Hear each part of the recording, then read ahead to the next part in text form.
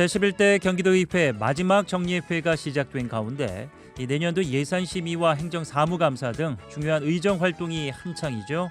오늘은 이 모든 현안의 중심에서 여야 협치를 이끌고 계신 분이 한 달 만에 또 나오셨습니다. 더불어민주당 최종현 대표의원님 모시고 다양한 이야기 펼쳐보도록 하겠습니다. 어서 오십시오. 네, 안녕하십니까. 경기도의 더불어민주당 대표의원 최종현입니다. 반갑습니다. 살이 좀 빠지셨어요. 네, 요즘 행감 기간이라. 그렇죠. 네, 딱 보니까 얼굴이 행섬해서 윤곽이 살아오셨는데. 아유, 감사합니다. 네, 수트핏도 오늘 잘 받으시고 그만큼 이제 바쁘셨다는 얘기입니다. 예, 바쁘게 지내고 있습니다. 예, 얼마 전까지만 해도 저는 사실 그 얼주가라는 단어 아세요? 네, 네, 알겠습니다. 요즘은 잘 안 쓰더라고요 또.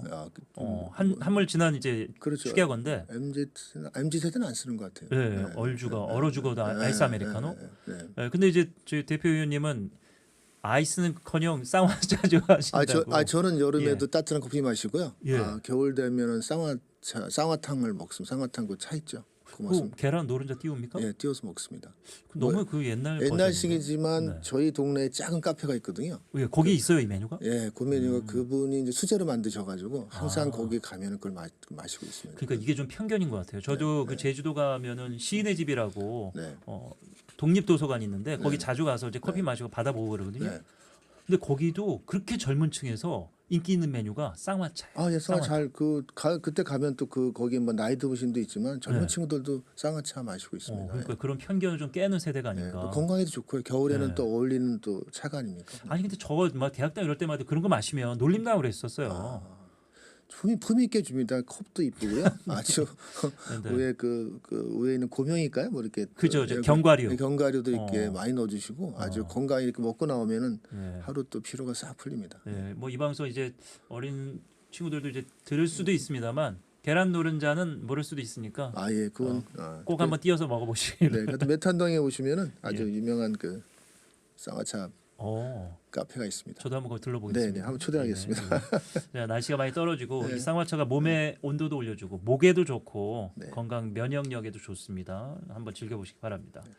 자, 본격적으로 이제 준비한 이야기들 오늘 9시 한 2분 전까지 좀 길게 펼쳐놓고 3, 4부에 진행해 보도록 하겠습니다.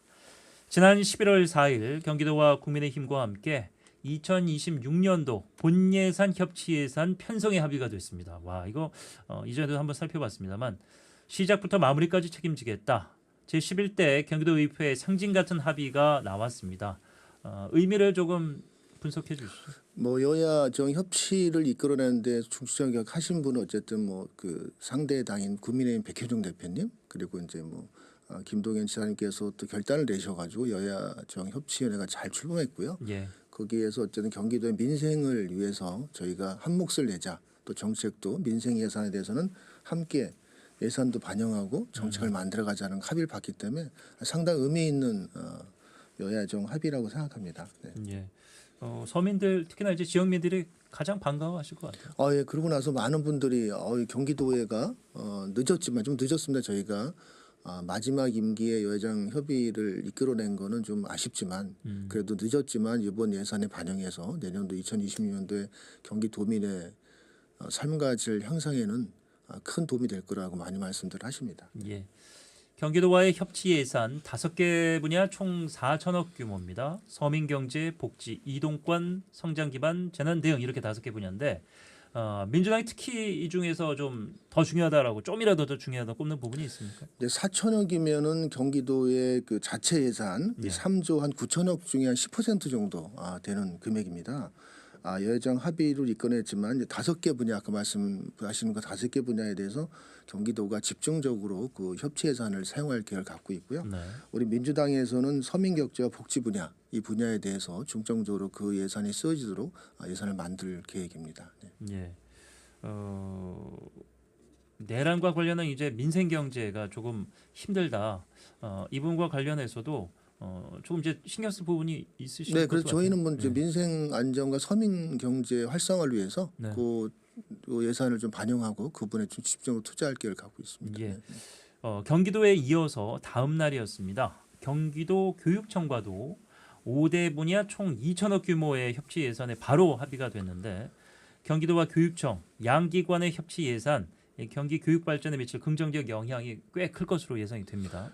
네, 여야정 협치도 교육청도 저희가 좀 협치를 이끌어냈는데 여기에는 그 자율과 책임이 살아있는 학교 운영, 균형 있는 교육 행정 기반 강화, 미래 교육을 선도하는 학습 혁신하고 안전하고 효율적인 교육 환경 조성, 지역 협력 기반 맞춤형 교육 확대 등 5개 항목에 대해서로 합의를 했고요. 네. 이 규모가 2천억 정도 협치 예산을 공동 추진하기로 합의했습니다. 여야정 협치 정신 아래 학생이 행복하고 교사가 존중받으며 지역이 함께 성장하는 경기도 미래 교육을 함께 효율적으로 집행하기 위해서 꾸준히 양당을 통해서 양당과 교육청이 함께 협의하기로 했습니다. 2천억이라는 그 예산이 단순 숫자가 아니라 협치와 협력의 상징이자 우리의 산물이기 때문에 경기도 미래 교육을 위해서 아낌없이 투자할 계획입니다. 예. 이 협치 합의서 안에 특별조정교부금 배분 개선에 대한 방안도 포함이 되어 있는데 주요 내용과 더불어서 앞으로 어떻게 운영이 될 것인지 어떤 기대감을 갖고 계신지 전해주시죠. 저희가 이제 그 조례를 만듦으로써 집행부하고 좀 특조금에 대해서 문제가 좀 있지 않습니까? 그래서 네. 집행부가 좀 어쨌든 법원에 이제 좀 제소한 상태이기 때문에 예. 그래도 한편으로는 이 특조금에 대해서 좀 더 여야정 합의를 통해서 우리가 좀 효율적으로 사용할 수 있도록 이야기하자는 게 합의가 했고요. 시군도 똑같습니다. 시군의 11월 달 안에 예산을 내려보내야지 시군도 그 특조금을 편성해서 그 다음 해에 예산을 쓸 수 있는데 저희가 항상 연말 12월 달 말에 예산을 내려보냅니다. 그러면은 예산 편성을 못하고 그 다음에 시군에서 추경을 통해서 후반기에 또 예산이 또 사업이 시행됩니다. 그래서 예, 그런 예. 단점을 보완하기 위해서 저희가 양당과 집행과 협의를 통해서 11월 30일 이전에 특별조정교부금을 배부하는 것으로 합의를 서로 했습니다. 예. 결국에는 이제 특조금과 관련해서 이제 여러 의혹들 항상 투명하게 활용이 되는 게 아니지 않느냐. 뭐 이런 의구심들을 확실히 지우는 것이 가장 중요한 부분일 것 같아요. 네, 그래서 저희가 특별조정교부금을 시군에서 신청할 때는 예. 그 지역의 도의원들하고 협의를 거치게끔 했습니다. 그렇지 않아 하고 시가 그냥 또 신청한 것들이 많이 있거든요. 예. 그런 부분들은 좀 지양하고 그 지역에 있는 도의원들하고 협의를 거친 특별조정이 올라와야지 지역 주민들에 대한 민원과 그분들에 대한 원하는 걸 저희가 해드리는 거거든요. 그렇죠. 그래서 그런 쪽으로 많이 쓰도록 저희가 좀 개선해 나갈 방법입니다. 네. 예. 자, 본예산 편성 기조에 대한 이야기로 넘어가겠습니다. 경기도의회 더불어민주당 본예산 심의를 앞두고 오직 민생에 초점을 맞추고 있다 이렇게 얘기한 바가 있죠. 어떤 분야에 중점을 두고 심의를 하실 계획이신지요? 경기도의 예산이 전년 대비 3.1%가 증액됐습니다. 네. 39조 한 9천억 정도 규모인데 2026년 예산에서 제출했지만 경기도 교육청은 전년도보다 1천 300억 정도 감소한 23조 600억 정도가 예산이 경기도에 저희한테 제출이 돼 있습니다. 경기도 예산이 3.1% 증가는 했지만 최근 5년에 가장 낮은 증가율입니다. 예. 명시적으로 확장 재정 기조를 표방하고 있으나 실질적으로 세입 감소와 지출 구조 조정 결과로 보입니다. 또 국고 보조 사업이 46%에 달해서 실적으로 경기도 자체 사업은 여지가 많이 줄어들어 있습니다. 이다 보니 전년도에 예산 대비 삭감한 여러 가지 민생 분야 삭감 예산들이 발견돼서 그 부분에 대해서 경기도 의회가 심도 있게 좀 논의를 통해서 특히 돌봄과 복지 분야 이 부분은 저희가 삭감된 예산을 전원 복원하도록 그렇게 좀 행정사무감사와 예산을 통해서 실시할 계획을 갖고 있습니다. 네. 예. 그 저희 의원님들 최근 들어 이제 모시고 얘기한 부분 중에서 이 예산과 관련해서 한 목소리로 좀 아쉬움을 토로하시는 것이 이제 국고보조 사업. 그러니까 뭐 증액이 얼마가 됐던 상관없이 꼭 써야 되는 돈이 너무 많이 배정이 돼서 좀 아쉬움을 표출하시더라고요. 네, 많이 그렇게 좀 많이 삭감이 됐습니다. 네. 그리고 경기도가 일정 부분 시군에 내려보내는 매칭 예산들이 있거든요. 예. 그 예산을 경기도가 삭감으로 함으로써 시군이 또 전체 예산을 삭감하는 그런 경우가 있습니다. 그래서 그런 것들은 좀 하나하나 좀 그 사업에 대한 경중을 따져서 예. 저희가 예산 심의할 때 복원하도록 노력하도록 하겠습니다. 예. 네. 이번 그 국정과제 두 가지 방안을 통해서 도민의 아이디어를 더불어민주당은 모았습니다. 민주 40 ETF라는 게 있었고 정책 오디션 이렇게 있었어요. 예. 핵심 민생 정책 예산 여기에 어떤 것들이 포함이 됐는지. 국정과제는 이제 우리 이재명 정부가 출범하면서 그 공약했던 그 내용들을 경기도에 맞는 정책들을 뽑아서 네. 그 부분에 저희가 55개 중점 사업을 저희가 뽑았습니다. 예. 거기서 그 경기도 이번 예산을 반영하도록 노력을 최대한 했고요. 주요 사업을 살펴보면은 지역 화폐 발행 지원 사업이 있고요. 지역별 대표 상권 및 소규모 골목 상권 육성을 위한 상권 르네상스 2.0 추진 사업이 있습니다.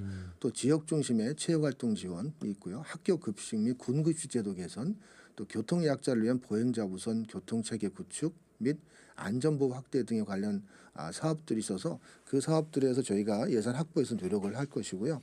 또 정책 오디션을 통해서 24개 사업 중에 14개 사업을 선정해서 예산은 반영이 거의 다 마쳤습니다. 이 사업들도 살펴보면은 경기도형 이주 배경 학생 밀집 학교 통합 지원 사업이 있고요. 경기 및 소비 촉진을 위해서 떡 간식 사업을 또 저희가 하고 네. 느린 학습자와 함께 성장 프로젝트 사업 등이 또 담겨져 있는데 이 사업들은 다 경기도 의원들이 제안한 사업들입니다. 그 사업들을 저희가 예산을 담도록 노력을 해서 한 14개 사업 정도는 저희 예산을 다 담았습니다. 네.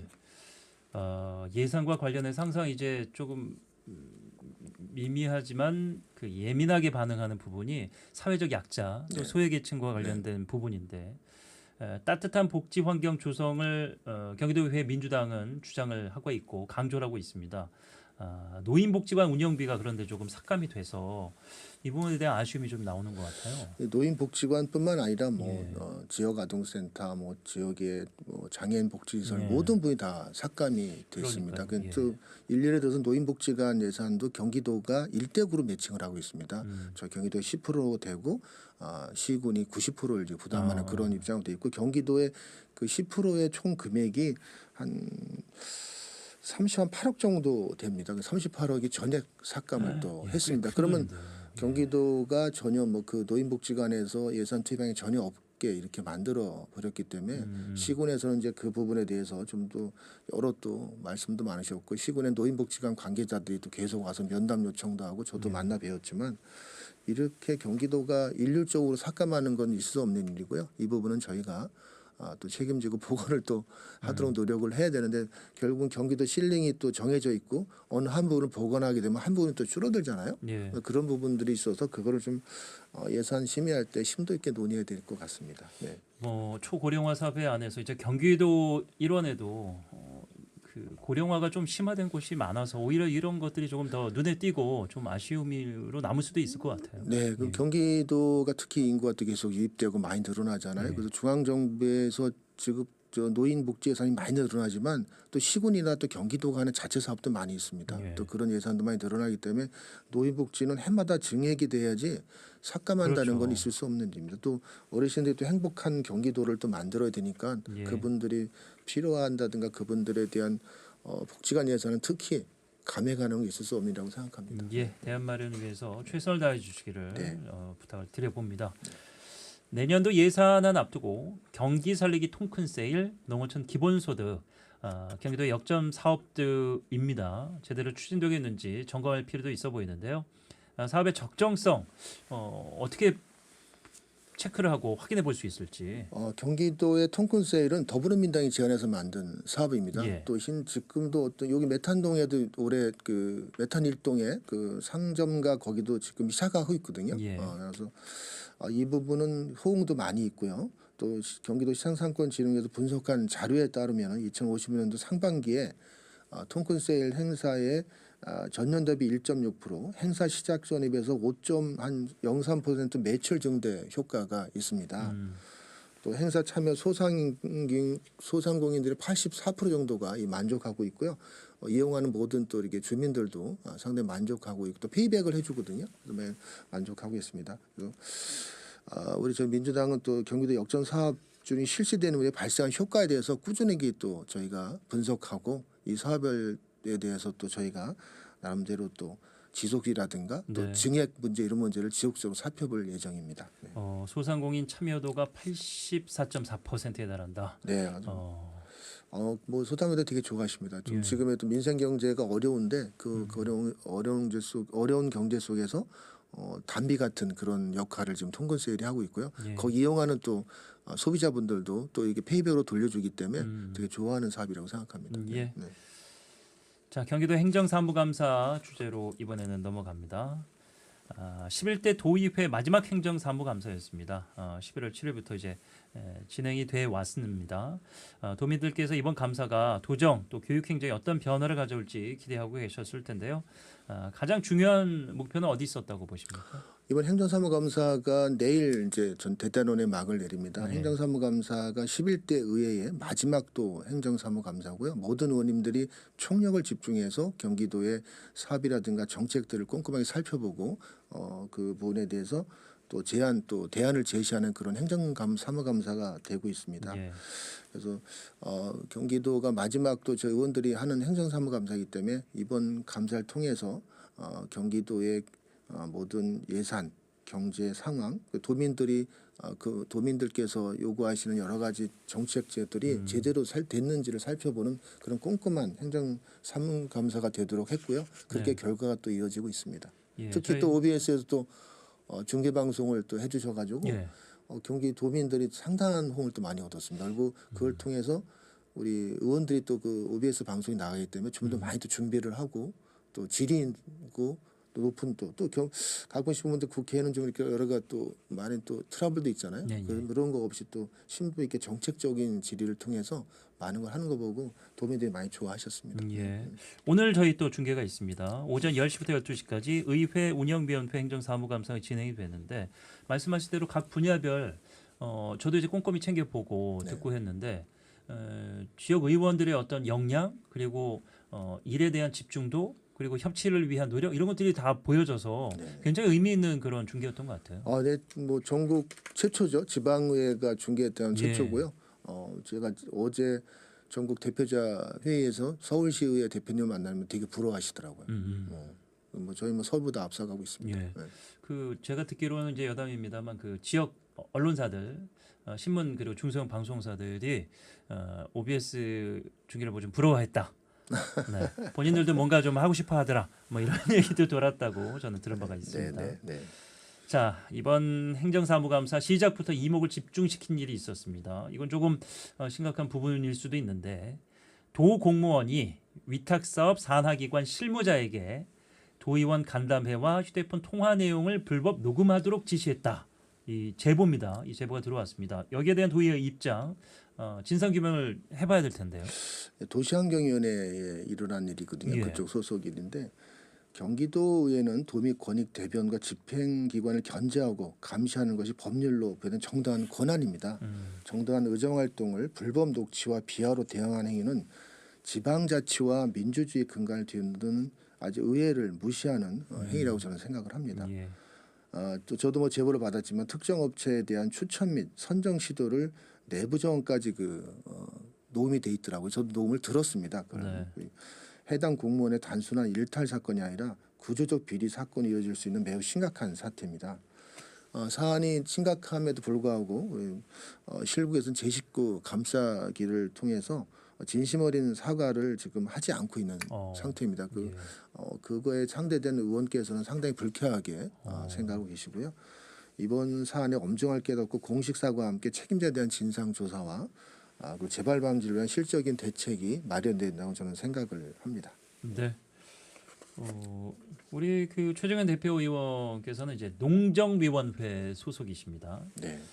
이번 행정사무감사를 통해서 저수지 수질 관리 그리고 로컬푸드 직매장 수수료 문제 이 부분을 지적하셨는데 다시 한번 이 부분 정리할 필요가 있을 것 같아요. 제가 OBS 중계를 통해서 하기 때문에 저도 좀 공부를 많이 하고 농정위원회 소속인데 질의를 좀 했습니다. 예.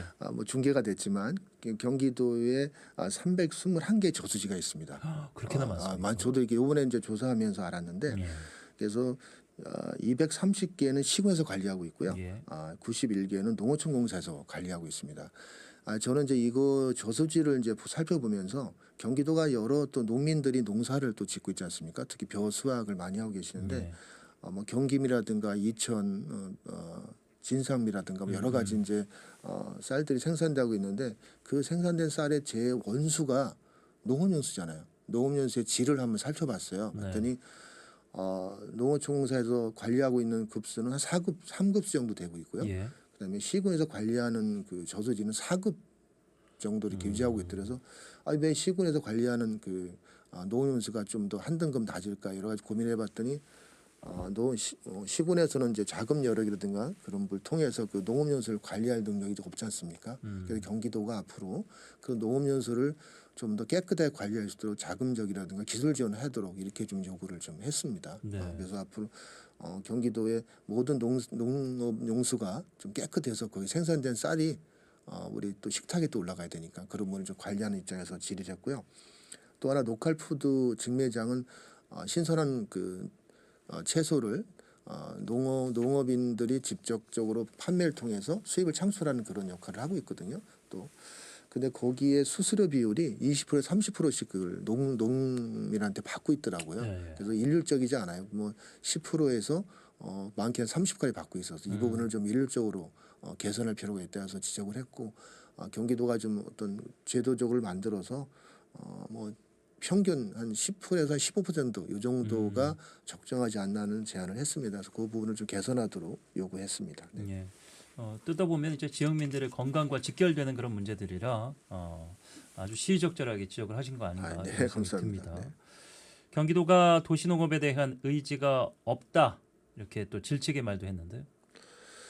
요즘에는 이제 도시농업이 상당히 중요하지 않습니까? 그 도시에도 어떤 폐 건물이라든가 뭐 이제 지하도 같은 데를 통해서 스마트팜을 맞습니다. 해서 여러 가지 농산물을 재배할 수 있는데 예. 지금 그런 거에 대한 경기도의 예산이 되게 부족합니다. 지금 경기도가 하는 도시 농업이란 뭐 텃밭 정도 이렇게 관리하는 게 도시 농업이라고 계속 설명을 하고 있고 그 도시 농업을 해마다 또 1년 단위로 계획을 세우게 돼 있는데 예. 그 도시 농업 그 시행 계획서를 보면은 전년도랑 똑같이 짜집기 해서 넘어가는 그런 식의 그 계획을 세우고 있더라고요. 그러니까 거의 경기도가 도시 농업에 대해서 집중 투자를 안 하고 있는 거죠. 네. 근데 앞으로 저는 항상 그래요. 지금 뭐 예를 들어서 뭐 여름 같은 경우를 보면은 상추 파동이 나잖아요. 너무 비싸가지고 또 삼겹살 먹으러 갈 때 상추 3장 나온 적도 있지 않습니까? 예. 뭐 그런 부분들이 없도록 도시에서 그런 채소를 스마트홈으로 재배한다면은 거기 재배하시는 분들이 경력 단절료라든가 아니면은 노인 어르신들이 재배해서 그걸 지역에 팔게 되면은 그런 그 고가의 상추를 먹을 때 좀 더 저렴하게 공급할 수 있는 계획되고 그걸 통해서 그분들이 또 수익 창출되지 않나 이런 제안을 좀 해드렸습니다. 예.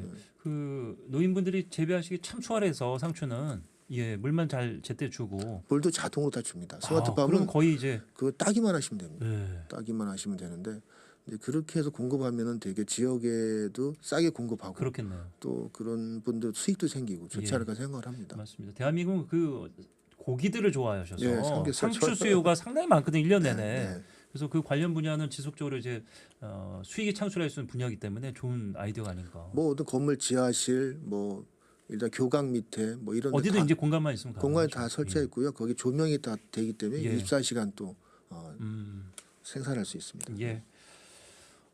김동연 경기도지사가 극저신용대출 2.0 이제 시행을 선언을 했는데 이게 이제 현재 대통령이 이재명 전 지사 시절의 사업을 이어받아서 조금 더 업그레이드하자 이런 취지라고 알려져 있습니다. 여기와 관련해서 경기도의회 더불어민주당 입장은 어떤지요? 이 사업은 제가 그 전 때 10대 의회 때 이재명 대통령께서 도지사 시절에 제가 예. 이 해당 상임위에 있었습니다. 아, 이 제도를 만든 거는 예.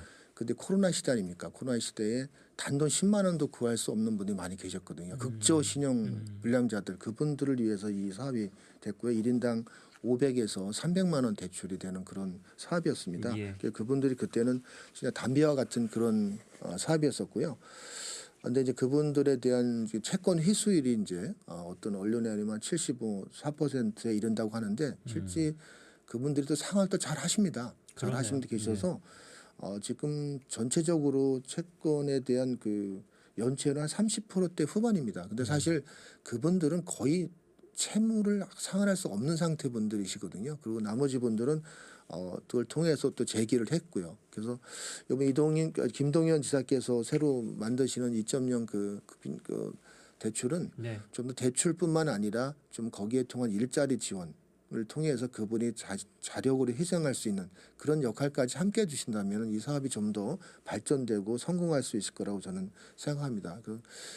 사실 이런 금융 안정망이 촘촘하게 연결돼 있어야지 그런 분들이 또 재기할 수 있는 기회가 되는데 그런 작은 돈이지만 그분들이 그걸 통해서 또 다른 삶의 희망을 가져가는 그런 역할을 했으면 좋을 것 같습니다. 예. 누구한테는 정말 10만 원, 100만 원이 정말 절실할 때는 엄청나게 크게 작용할 수 있기 때문에 이 부분도 좀 신경 써주시기를 부탁드리겠습니다. 저희가 3부 여기까지 좀 진행을 하고 이어서 4부에 잠시 쉬었다가 경기도 교육청 행정 이야기 넘어가도록 하겠습니다.